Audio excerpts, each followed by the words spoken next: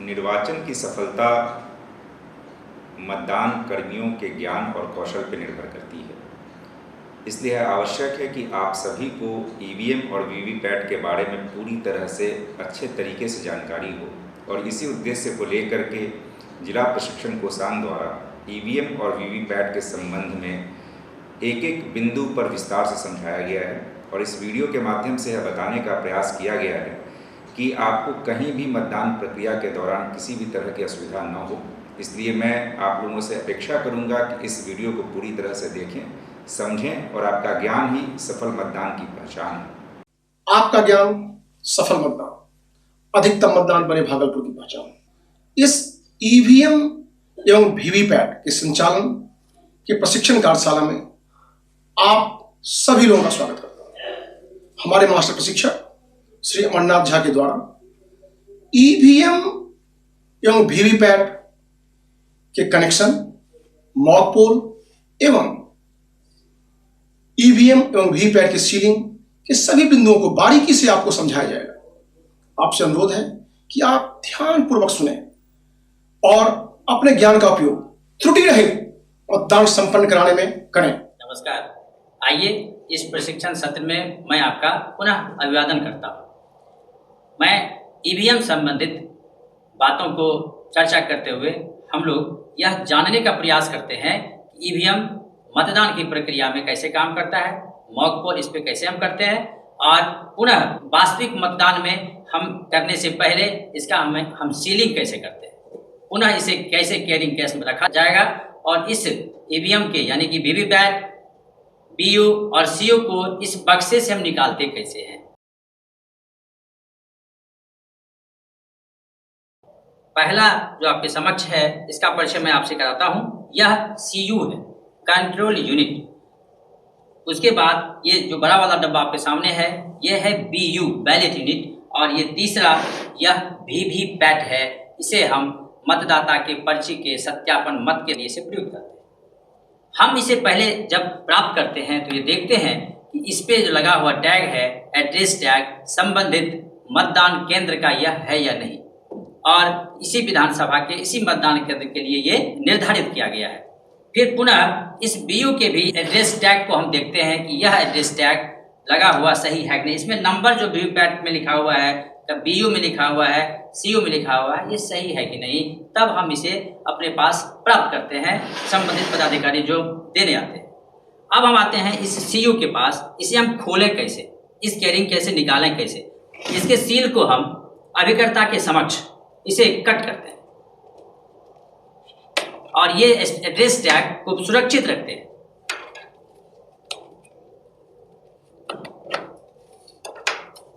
यह कट करने के बाद हम ये देखते हैं कि यहाँ पर ये दो बटन लगे हुए हैं। इसे हम खोलने के लिए आराम से इसे पुनः देखिए इस तरह ऊपर की ओर इसे प्रेस करते हैं तो स्वतः ही यह प्रेस करते ही इसका दरवाजा खुलने लगता है और ये देखते हैं यही हमारा सीयू अर्थात कंट्रोल यूनिट है।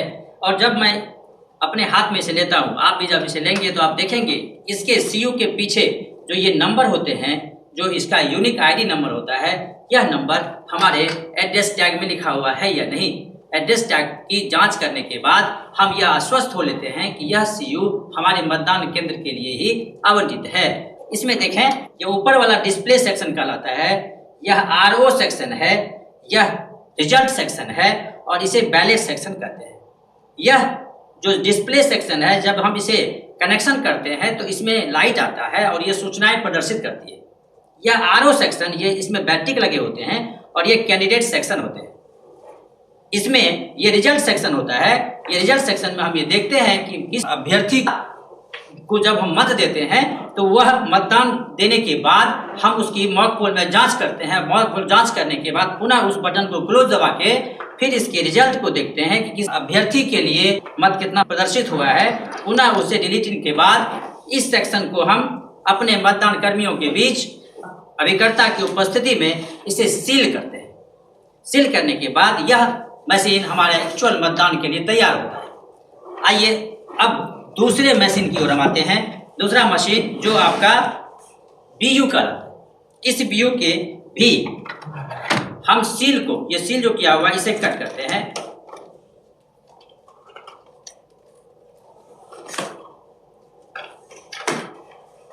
क्योंकि पहले इस सारे मशीन के नंबर को, जो आवंटित नंबर है, मिलान करने के बाद यह आश्वस्त हम हो लेते हैं कि ये तीनों जो मशीन हमारा BU, CU और वीवीपैट है, यह हमारे मतदान केंद्र के लिए ही आवंटित है।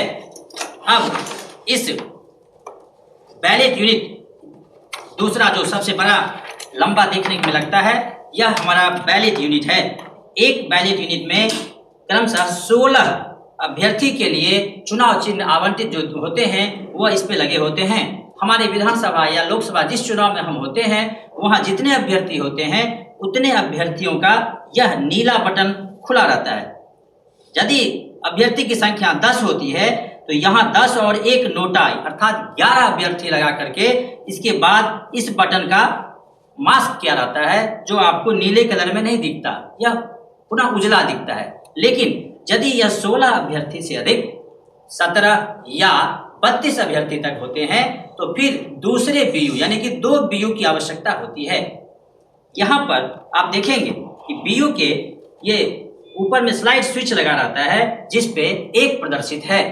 लेकिन यदि अभ्यर्थियों की संख्या बढ़ जाए तो पुनः दूसरा 2 BU काम करता है और उस पे यह 2 प्रदर्शित होता है।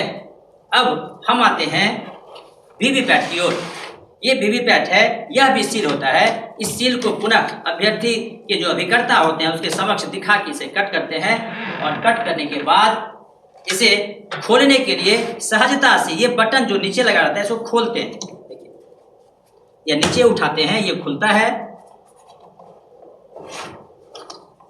और यह खोलने के बाद ये ढक्कन ऊपर से हटाने के बाद यह भी सील रहता है। यह सील वीवीपैट आपके समक्ष होता है और इस सील में भी आवंटित नंबर जो वीवीपैट के होते हैं वह यहाँ भी लिखे होते हैं।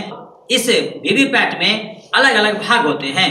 एक भाग इसके ड्रॉप बॉक्स का होता है, खुला यह इसलिए होता है कि मॉक पोल के क्रम में जब हम पर्ची इससे निकालते हैं तो वह 50 और 7 57 पर्चियां कम से कम इससे निकाली जाती है। मॉक पोल के बाद पुनः इसे सील कर दिया जाता है संबंधित एड्रेस टैग के द्वारा। उसके बाद इस वीवीपैट के पीछे का हिस्सा ये 2 भाग में रहता है और जब हम लेते हैं तो सबसे पहले देखते हैं कि यह जो वीवीपैट का ये स्लाइड स्विच लगा हुआ है, यह स्विच ये किस पोजीशन में है, हॉरिजॉन्टल पोजीशन में है या यह वर्टिकल है। जब हॉरिजॉन्टल पोजीशन यह प्रदर्शित करता है कि यह स्लीपिंग मोड में है, इसे एक्टिव मोड में लाने के लिए इसे हम वर्टिकल की ओर करेंगे जब हम इसे कनेक्शन करते हैं। और यह पहला जो ऊपर का दरवाजा होता है इसमें देखें एक कनेक्टर के लिए ये स्विच लगे होते हैं जो BU के कनेक्टर को कनेक्टिंग करता है। इसके नीचे का दरवाजा यह सील के लिए होता है, बैटरी के लिए होता है और यह दोनों दरवाजा सील नहीं होता। लेकिन जब मॉक पोल की प्रक्रिया पूरी हो जाती है तो हम इस ड्रॉप बॉक्स के दरवाजे को सील करते हैं। अब हम इसे कनेक्शन के लिए तैयार करते हैं। कैरिंग केस से निकाले जाने के बाद बैलेट यूनिट, वीवीपैट और CU का हम कनेक्शन कैसे करते हैं। बैलेट यूनिट का ठीक बाईं ओर एक केबल लगा होता है जो केबल के आगे वाला भाग में एक कनेक्टर होता है। यह कनेक्टर लाल और काला रंग लिए हुए रहता है और इस पे टॉप भी लिखा रहता है। लेकिन जब हम इसे BU के केबल को वीवीपैट के से कनेक्शन करते हैं तो यह देखते हैं कि वीवीपैट के पीछे वाले भाग के ऊपर वाले दरवाजे में एक कनेक्टिंग स्विच यहाँ भी रहता है जो लाल और काला रंग लिए रहता है। तो लाल को लाल रंग से और काले भाग को काले रंग से के भाग में लाते हैं और इसे थोड़ा सा पुश करते हुए इसे वहाँ तक ले जाते हैं। ले जाने के बाद थोड़ा पुश करते हैं तो ये कनेक्टर इसमें कनेक्ट हो जाता है जो BU से वीवीपैट के संबंध को स्थापित करता है। पुनः जब वीवीपैट के केबल को हम देखते हैं तो यह भी ठीक उसी तरह लाल और काला रंग लिखे हुए और टॉप लगा हुआ होता है। इसको हमें CU के कनेक्टिंग स्विच में लगाना है। तो कनेक्टिंग स्विच में ऊपर में देखिए ये सीयू का लाल भाग और काला भाग रहता है। इसे लगाने के लिए हम लोग लाल को लाल से और काला को काला से लगाते हैं। यह मशीन हमारा तैयार होता है मॉक पोल के लिए। मॉक पोल की प्रक्रिया जब हम करते हैं तो सबसे पहले हम यह आश्वस्त हो लेते हैं कि हमारा वीवीपैट का पेपर और नॉब अनलॉक पोजीशन में किया गया है या नहीं। अनलॉक करने के लिए इसे वर्टिकल यानी ऊर्ध्वाधर दिशा में, ऊपर की ओर की दिशा में हम क्लॉकवाइज या एंटी क्लॉकवाइज इसे करते हैं। उसके बाद हम यह आश्वस्त होते हैं कि वीवीपैट में बैटरी लगी हुई है या नहीं। हम सीयू के दरवाजा है, इसमें जो बटन लगे होते हैं इसे ऑन करते हैं तो एक आवाज आती है और इसमें विभिन्न सूचनाएं प्रदर्शित होना शुरू होती है। और प्रदर्शित होते ही जैसे ये सूचना प्रदर्शित होगी, ये एलईडी लाइट जो लाल कलर का है जो डिस्प्ले सेक्शन में आगे की ओर रीड करने लगता है। इस क्रम में जैसे ही सूचना प्रदर्शित होती है तो यहाँ पर वीवीपैट के सेंसर एक्टिव हो जाते हैं और ग्रीन लाइट जल जाती है। ग्रीन लाइट जलते ही इसमें 7 पर्चियां कटना शुरू होता है। ये 7 पर्चियां आने के बाद इस ड्रॉप बॉक्स में ये जमा होने लगती है।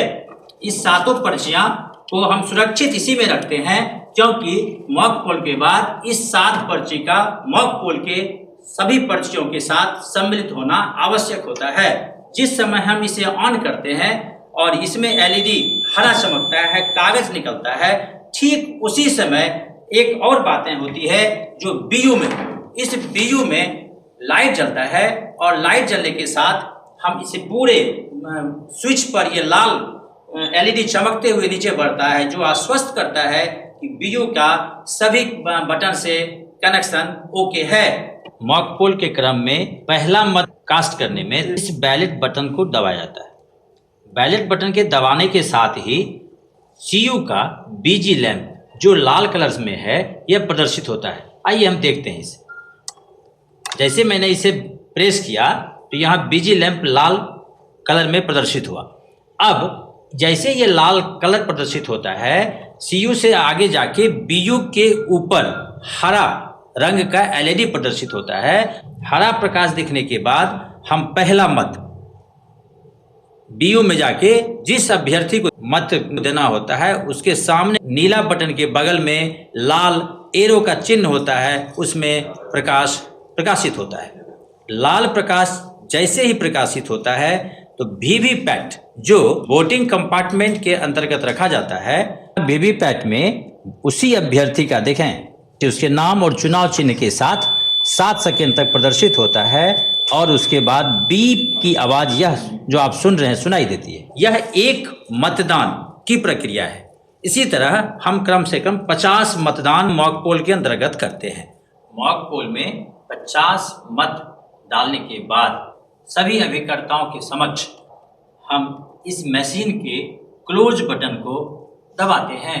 जब क्लोज करते हैं तो यह क्लोजिंग लिखाता है और क्लोजिंग लिखाने के साथ इसका टाइम और डेट इस पे दिखता है। इस तरह यह सभी सूचनाएं प्रदर्शित करती है।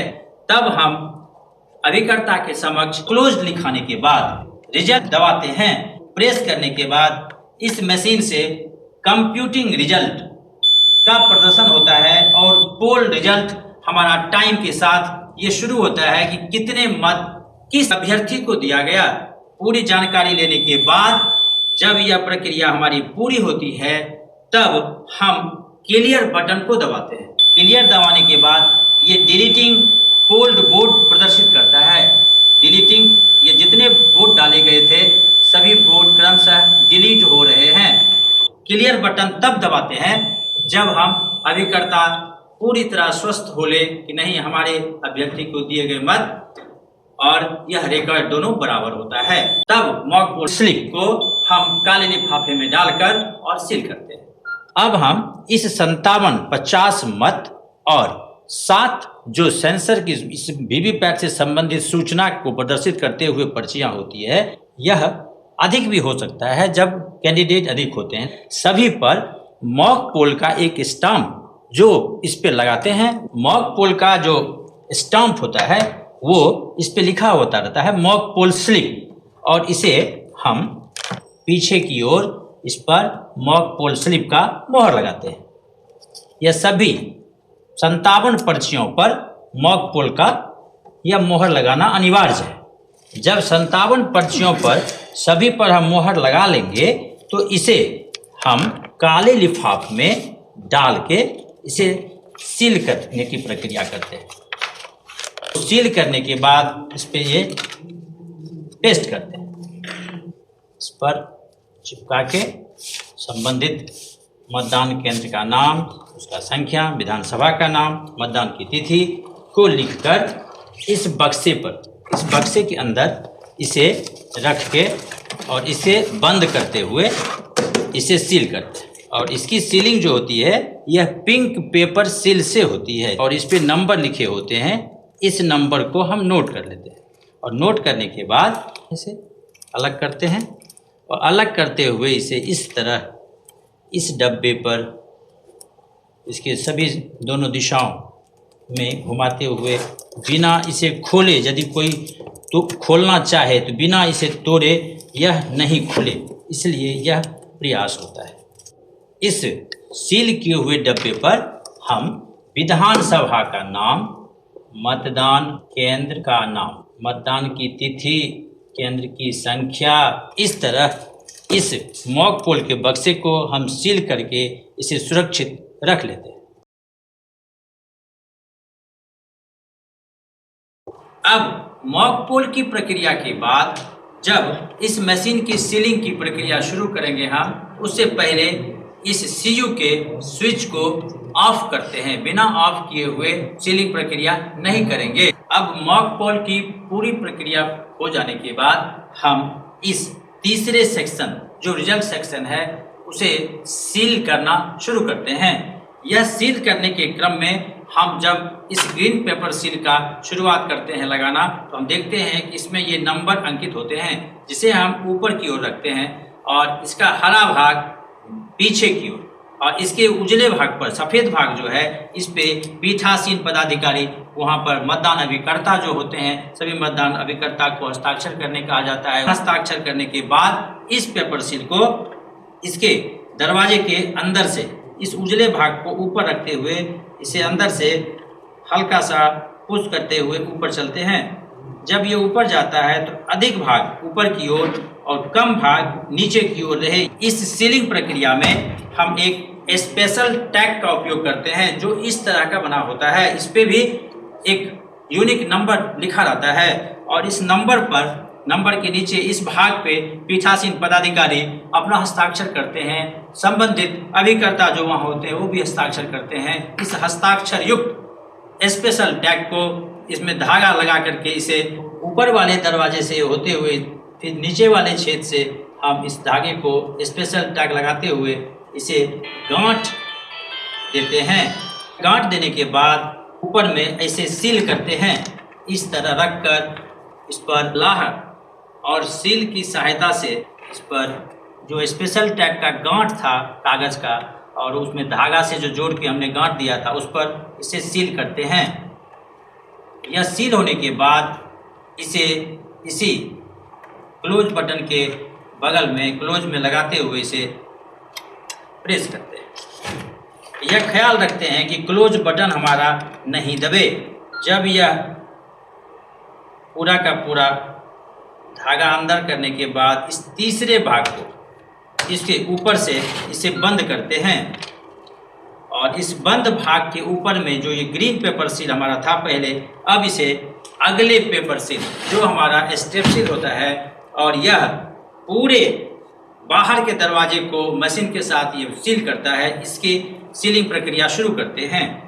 यह स्टेप सील में यह ए और बी एक साथ लिखा होता है। पहले हम ए भाग पर लगे वैक्स को हटाने के बाद यह जब हट जाता है तो इस पे ए दिखता है। ए को ठीक सामने में और इस पेज के नीचे इसे रखते हैं और इसे रखते ही ये चिपक जाता है। इसे चिपका देते हैं। पुनः ये बी भाग दिखता है। बी वाले भाग के वैक्स पेपर को हटाते हैं। यह हटाने के बाद यह बी प्रदर्शित होते हुए इसे बाईं ओर मशीन का ऐसे ले जाते हैं। जब यह बाईं ओर हम इसे बढ़ाते हैं तो यहाँ पर सी प्रदर्शित होता है और इस सी वैक्स को हटाने के बाद इस ऊपर वाले ग्रीन पेपर सील, जो पेपर सील हमारा हिस्सा होता है, उसे यहाँ पर पेस्ट करते हैं। और जब यह पेस्ट होता है तब लंबे भाग को पीछे से ले जाते हुए ऐसे ख्याल रखते हैं कि ये जो नीचे वाला बटन होता है इसके ऊपर से निकले और घूमते हुए इसे इस पार, और यह ख्याल रखें कि यह क्लोज बटन का जो ढक्कन डब्बा बना होता है इसके नीचे रहे। अब इस तरफ के आते हुए इस भाग को, जो यह डी यहाँ पर वैक्स पेपर होता है, इस डी को हम बाहर करते हैं और इसे यहाँ पर पेस्ट कर देते हैं। ये यहाँ पर पेस्ट हो जाता है।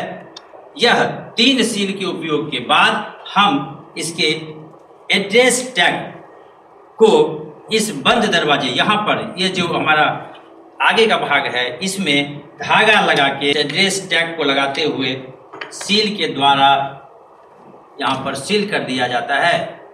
अब यह हमारा सही एक्चुअल मतदान के लिए अब हमारा मशीन तैयार होता है। जब एक्चुअल मतदान की प्रक्रिया प्रारंभ होती है उससे पहले हम इस ड्रॉप बॉक्स को सील करते हैं। प्रक्रिया पूरी हो जाती है तब एक्चुअल मतदान हम प्रारंभ करते हैं। मतदान प्रक्रिया की पूरी समाप्त हो जाने के बाद अभिकर्ताओं के समक्ष हम इसे क्लोज, इसमें जो कैप है इस कैप को हटाते हैं और क्लोज बटन दबाते हैं।